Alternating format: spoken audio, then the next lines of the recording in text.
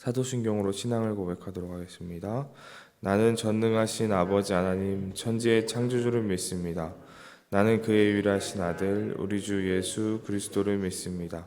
그는 성령으로 잉태되어 동정녀 마리아에게서 나시고 본디오 빌라도에게 고난을 받아 십자가에 못 박혀 죽으시고 장사된 지 사흘 만에 죽은 자 가운데서 다시 살아나셨으며 하늘에 오르시어 전능하신 아버지 하나님 우편에 앉아 계시다가 거기로부터 살아있는 자와 죽은 자를 심판하러 오십니다. 나는 성령을 믿으며 거룩한 공교회와 성도의 교제와 죄를 용서받는 것과 몸의 부활과 영생을 믿습니다. 아멘. 오늘 함께 나눌 말씀은 마태복음 1장 말씀입니다. 마태복음 1장 1절부터 17절까지의 말씀입니다. 신약성경 마태복음 1장 1절부터 17절까지의 말씀입니다. 17절까지의 말씀을 한 절씩 교독하면서 읽도록 하겠습니다. 아브라함과 다윗의 자손 예수 그리스도의 계보라. 아브라함이 이삭을 낳고 이삭은 야곱을 낳고 야곱은 유다와 그의 형제들을 낳고 유다는 다말에게서 베레스와 세라를 낳고 베레스는 헤브론을 낳고 헤브론은 람을 낳고 람은 아미나답을 낳고 아미나답은 나손을 낳고 나손은 살몬을 낳고 살몬은 라합에게서 보아스를 낳고 보아스는 루세에서 오벳을 낳고 오벳은 이세를 낳고 이세는 이람을 낳았습니다.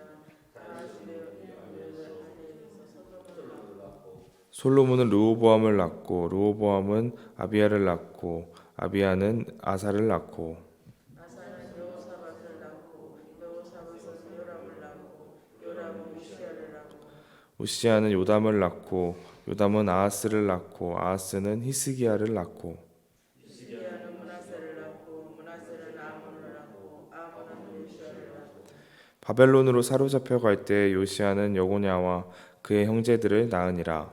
바벨론으로 여고냐의 스알디엘을 낳고 스알디엘은 스룹바벨을 낳고 스룹바벨은 아비웃을 낳고 아비웃은 엘리야김을 낳고 엘리야김은 아소르를 낳고 아사르는 사독을 낳고 사독은 아킴을 낳고 아킴은 엘리웃을 낳고 엘리웃은 엘르아살을 낳고 엘르아살은 mat단을 낳고 mat단은 야곱을 낳고 야곱은 마리아의 남편 요셉을 낳았으니 마리아에게서 그리스도라 칭하는 예수를 낳으시니라. 그런즉 모든 대수가 아브라함부터 다윗까지 14대요 다윗부터 바벨론으로부터 사로잡혀 갈 때까지 14대요 바벨론으로부터 사로잡혀 간 후부터 그리스도까지 14대더라. 아멘. 네, 오늘부터 이제 새벽마다 저희는 마태복음을 묵상하기 시작하는데요. 오늘 본문은 이제 마태복음 첫 시작인 족보 예수님의 족보에 대한 이야기입니다.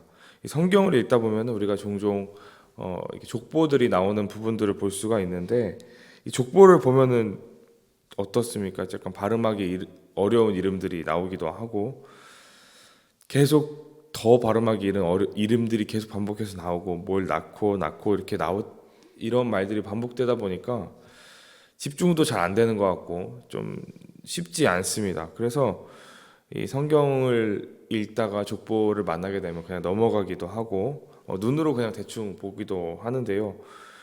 여기 마태복음도 그렇습니다. 이제 마음을 다 잡고 신약 성경부터 한번 읽어봐야겠다 이게 딱 시작하는데 족보가 나오기 시작하니까 뭔가 성경을 되게 열심히 읽으려고 했던 열의가 살짝 식어버리게 만들어 버리곤 합니다.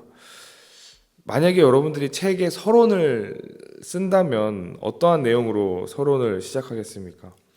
보편적으로 책의 서론을 시작할 때에는 사람들이 그 책을 시작하기 때문에 무언가 관심을 보일 수 있게 그런 내용들로 시작을 합니다. 근데 마태복음을 기록한 이 마태는요, 자신의 책을 이렇게 족보로 시작하고 있는 이유가 무엇일까요? 먼저 이 마태가 누구를 대상으로 이 성경을 기록하고 있었는지 우리는 먼저 알아야 합니다. 마태는 이 당시 1세기에 유대인들을 위해서 이 성경을 기록했습니다. 특별히 이 마태는 예수님이 이 하나님께서 아브라함과 다윗에게 약속하신 그 모든 약속을 성취한 메시아라는 그 사실을 밝히기 위해서 이 성경을 썼습니다. 그래서 마태복음을 묵상하다 보면은 이 많은 구약 성경이 인용되었다는 것을 우리가 살펴볼 수 있고, 또 곳곳에 이런 말들이 많이 나타납니다. 이 모든 일이 된 것은 주께서 선지자로 하신 말씀을 이루려 하심이니, 이런 말들이 마태복음 곳곳에 계속해서 반복되어서 기록이 되어 있습니다. 오늘 나온 족보도 1절을 보면은 아브라함과 다윗의 자손 예수 그리스도의 계보라, 이렇게 그 성경을 시작하고 있습니다.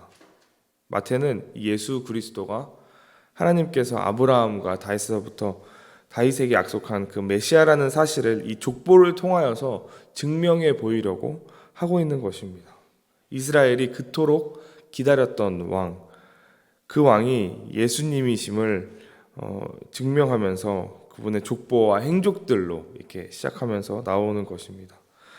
우리에게는 이 족보가 지금 읽는 것이 좀 따분해 보일지는 모르겠지만, 그 당시에 이 성경을 읽던 이 독자들, 그 당시의 유대인들은 아주 흥미로운 내용이었을 것입니다. 그래서 마태는 아마 그 자신의 독자들에게 아주 잘 맞춰서 이 족보로서 이 성경을 기록하고 있는 것입니다. 그런데 이 마태의 족보를 보면 뭔가 조금 이상하게 진행이 됩니다. 분명히 제가 말씀드렸듯이 자신이 따르고 섬기는 왕, 그 왕의 존재에 대해서 그 왕의 족보를 적어야 한다면은 무언가 그 족보 가운데 문제 있는 사람들은 좀 빼버리고 뭐 자랑할 만한 사람들, 훌륭할 만한 사람들로 이렇게 채워 넣어야 되는데, 말씀을 보면은요, 3절에서는 유다는 다말에게서 베레스와 세라를 낳고라고 말하고, 5절로는 살몬은 라합에게서 보아스를 낳고, 보아스는 루색에서 오벳을 낳고, 6절은 이새는 다윗 왕을 낳으니라, 다윗은 우리아의 아내에게서 솔로몬을 낳고, 이렇게 말합니다. 다말과 라합과 룻, 그리고 우리아의 아내, 이 네 명의 여자들이 오늘 마태의 족보에 등장합니다. 사실 이 왕의 족보에 여자가 나오는 것 자체가 이 당시에는 상당히 이상한 일이었습니다. 요즘 시대에야 이 여자들 가운데 뭐 대표님들, 회사 사장님들도 많이 나오고, 학교 총장님도 나오고, 심지어 대통령까지도 나오는 시대이지만, 그 당시 시대에서는 우리가 잘 알고 있듯이 이 여성들은 그러한 취급을 받지 못했습니다. 사람들을 셀 때, 인구수를 셀 때 들어가지 않았던 인원들이 바로 여성이었습니다. 그런데 마태는 그의 족보에 이 네 명의 여자를 기록하고 있는 것입니다. 그런데 이 네 명의 여자가 나오는 것도 문제이지만, 특히 이 네 명의 여자의 삶을 돌아보면은 더 큰 문제이기도 한 것 같습니다. 이 네 명의 여자는 유대인이 아닙니다. 혈통과 가문을 되게 중시하는 유대인들에게서 이것은 되게 아주 중요한 일입니다. 왕의 가문을 이야기하면서 유대인이 아니라 이방인 여인들을 넣은 것이죠. 그리고 이 여인들의 기록들, 성경에서 나온 이 기록들을 보면은 더 난감해지는데요. 다말은 어떤 사람입니까? 다말은 유다의 며느리입니다. 자식이 없는 상태에서 남편이 죽어버리자 자식을 얻기 위해서 몸을 파는 여자로 변장해서 시아버지와 함께 잠자리를 같이 합니다. 다음에 나온 라합은 가나안의 여인. 이 여리고의 라합은 변장한 게 아니라 원래 원래 몸을 파는 여자였습니다. 룻은 모압의 여자입니다. 가난한 과부였고, 늙은 보아스와 결혼한 가난한 여인이 모압입니다. 그런데 이 네 번째에 나오는 여인이 그 중에 가장 특이하다고 저는 생각합니다. 이 마태는요, 이 네 번째에 나오는 여인에 대해서 이야기하면서 아예 이름도 언급하지 않고 있습니다. 우리아의 아내라고 언급하고 있습니다. 왜 이렇게 적었을까요? 마태가 이 여인의 이름을 몰라서 우리아의 아내라고 적었을까요? 그럴 리가 없습니다. 마태는 일부러 이 여자의 이름을 기록하기보다는 우리아의 아내라고 하면서 그 수치스러웠던 사건을 떠올리게 만듭니다. 이 밧세바를 얘기하는 것이죠. 이 밧세바는 원래 다윗의 충성스러운 신복 우리아의 아내였습니다. 그런데 우리가 너무나 잘 알고 있듯이 아주 큰 스캔들이 일어나게 됩니다. 끔찍한 일이죠. 간음과 범죄의 은닉이 일어나고 살인 교사가 일어나고 사건의 은폐, 이 모든 일들이 압축되어 있는 일들이 벌어집니다. 할 수만 있다면 아마 그의 가문, 그 모든 혈통에서 지워버리고 싶은 정말 그런 과거, 뼈아픈 과거, 그 과거의 사건이 바로 이 스캔들이었습니다. 그런데 마태는 오히려 그 일들을 오늘 이 족보를 기록하면서 더 드러나게 하고 있습니다. 그 가문의 치부를 드러내고 있는 것이죠. 마태가 이렇게 한 것은 실수가 아니라 일부러 의도적으로, 물론 그는 여성들을 빼고 남자들만 기록에 집어넣을 수도 있었겠지만 그렇게 하지 않고 일부러 이 여자들을 골라서 기록한 것이라고 저는 생각이 됩니다. 마태가 왜 이렇게 무슨 이유로 기록을 했을까요? 그러기 위해선 저는 그 당시 이 마태라는 사람에 대해서 조금 더 살펴볼 필요가 있다고 생각하는데요. 마태의 직업이 원래 우리가 잘 알고 있듯이 세리였습니다. 이 세리는 저희가 너무나 잘 알고 있듯이 이 당시 시대에는 이스라엘 백성들이 너무나 혐오하는 대상, 그러한 직업을 갖고 있었던 사람이 세리였습니다. 근데 마태가 바로 그런 사람이었죠. 모든 사람들이 이 세리를 죄인이라고 정죄했고 하나님으로부터 멀리 떨어져 있는 인간, 구제불능인 인간, 그런 사람이 세리였고 마태가 그 직업을 갖고 있었던 사람입니다. 그런데 예수님께서 마태를 찾아오십니다. 이 세간에 있는 마태를 바라보시면서 예수님이 나를 따르라 라고 하시면서 그와 함께 그 마태의 집에 가서 먹고 마시고 함께 교제합니다. 그때 바리새인들은 이 예수님을 비판하는데요. 왜 죄인들하고 왜 이 세리하고 같이 밥을 먹느냐 하면서 예수님을 정죄합니다. 바리새인들이. 그때 예수님께서 하신 말씀이 나는 의인을 부르러 왔다. 나는 죄인을 부르러 왔다. 이런 말씀을 하십니다. 마태는 그 예수님께서 하셨던 그 말씀, 죄인을 부르러 왔다. 나는 의인을 부르러 온 것이 아니라 나는 죄인을 부르러 왔다 하는 그 예수님의 뜻을 알고 있기 때문에 예수님께서 이 땅에 오신 그 이유가 죄인들을 구원하기 위해서, 그들에게 은혜를 베푸시기 위해서 오셨다는 그 사실을 알고 있기 때문에 그 예수님의 족보에 이렇게 문제가 있을 법한 사람들을 넣은 것입니다. 사실 마태가 기록한 예수님의 족보를 보면요, 이 4명의 여성들뿐만 아니라 아브라함에서부터 시작해서 이 마리아의 아내 남편, 마리아의 남편 요셉까지 그 누구도 메시아의 이 족보에 낄만한 자격이 되는 사람들이 아닙니다. 어느 누구도 자기의 힘으로 하나님 앞에 나갈 수 있는 사람은 없습니다. 그런데 하나님께서는 이런 자격 없는 자들을 사용하시고 이 사람들의 허물과 죄악들, 모든 수치와 더러움, 그 모든 것들이 상관없이 그냥 그 사람 자체로, 그럼에도 불구하고 하나님께서 약속하신 예수님을 이 땅에 보내셔서 이 세상을 구원하려는 그 계획을 이루신 것이죠. 그래서 이것이 은혜인 것입니다. 이 모든 것이, 이 모든 족보, 그 이후의 모든 하나님의 계획하심이 다 은혜인 것입니다.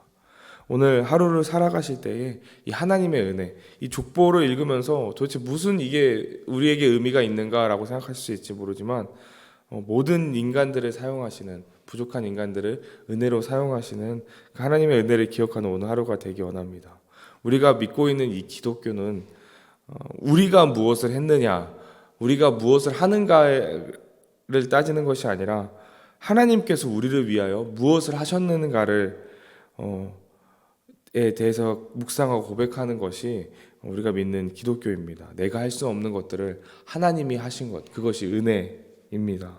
오늘 그 하나님의 은혜와 그 예수님의 놀라운 사랑을 기억하시면서 오늘 하루 살아가실 때에 힘든 일이 우리에게 닥쳐오기도 하고 그렇지만 그 은혜를 의지하면서 힘을 내시고 조금 화가 나는 일과 짜증나는 일들이 있더라도 다시 한번 그 보잘것없는 사람들을 들어쓰신 그 하나님을 기억하시면서 감사하시면서 또 우리를 구원하신 그 예수님의 그 놀라우신 은혜에 감사하고 찬양하는 오늘 하루의 삶이 되시기를 간절히 소망합니다. 기도드리겠습니다. 사랑과 은혜가 풍성하신 하나님 아버지, 주님 오늘도 우리에게 새날 또 새로운 한 주를 허락하여 주심에 감사드립니다. 주님, 오늘 우리 마태복음 묵상을 시작하면서 예수 그리스도의 계보를 다시 한번 살펴봅니다.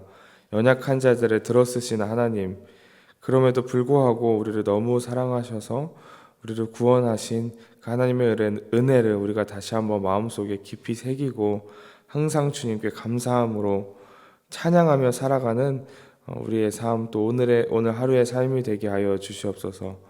늘 주님과 동행하는 그 발걸음 가운데 기쁨과 감사의 고백이 넘쳐나게 하시고, 그래서 우리가 가는 그 발걸음마다 예수 그리스도의 사랑과 예수 그리스도의 그 향기를 자연스럽게 흘러 넘쳐 보내는 우리의 삶이 되게 하여 주시옵소서. 감사드리며 살아계신 예수 그리스도의 이름으로 기도드립니다. 아멘. 하늘에 계신 우리 아버지, 아버지의 이름을 거룩하게 하시며 아버지의 나라가 오게 하시며 아버지의 뜻이 하늘에서와 같이 땅에서도 이루어지게 하소서. 오늘 우리에게 일용할 양식을 주시고 우리가 우리에게 잘못한 사람을 용서하여 준 것 같이 우리 죄를 용서하여 주시고 우리를 시험에 빠지지 않게 하시고 악에서 구하소서. 나라와 권능과 영광이 영원히 아버지의 것입니다. 아멘.